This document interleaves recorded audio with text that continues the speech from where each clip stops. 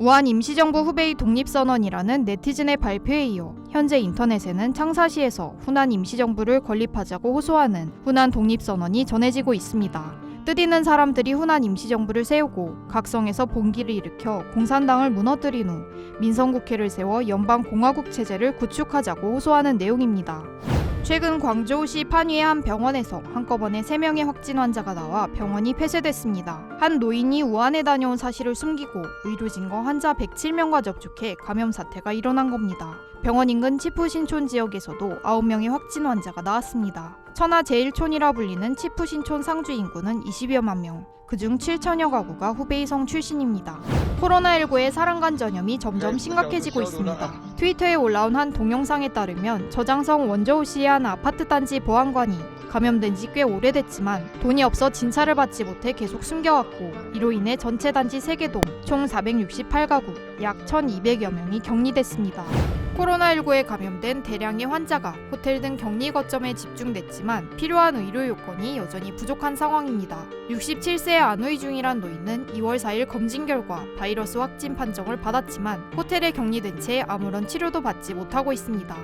중국 당국이 지속적으로 각지에서 우한으로 의료진을 대거 파견하고 있습니다. 최근 트위터에 올라온 한 동영상은 간수성의 한 우한 지원 의료진이 출발 전 감염 확률을 낮추기 위해 삭발하는 모습이 올라왔습니다. 젊은 간호사들이 긴 머리를 자르고 삭발하며 눈물을 흘리고 있습니다.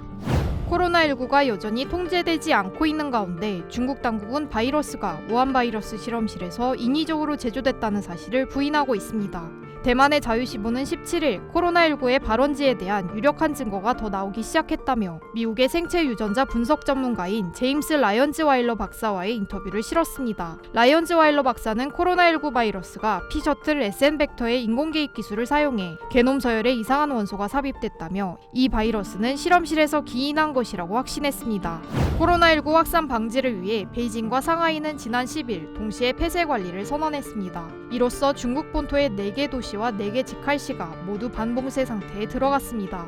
중국 본토에서 코로나19 확산이 지속되고 있는 가운데 바이러스의 출처는 여전히 오리무중입니다. 최근 다수 매체에 따르면 중국 광저우의 화난 20대 생물과학 샤오보타오 교수는 지난 6일 국제학술 사이트 리서치게이트에 신종 코로나 바이러스의 발원지 가능성 논문을 발표했습니다. 샤오 교수는 논문에 바이러스의 진원지로 지목된 화난 수산시장에서 300m 거리에 있는 우한질병예방통제센터를 언급했습니다. 이곳에서 연구용으로 사용된 박쥐의 혈액과 소변이 연구원 몸에 묻기도 했고 영향을 받은 이들이 14일 동안 자가격리 조치를 취했다고 밝혔습니다. 우한질병예방통제센터 외에도 우한 바이러스 실험실이 바이러스의 발원지일 수 있다고 언급하기도 했습니다. 현재 해당 논문은 사이트에서 사라진 상태입니다.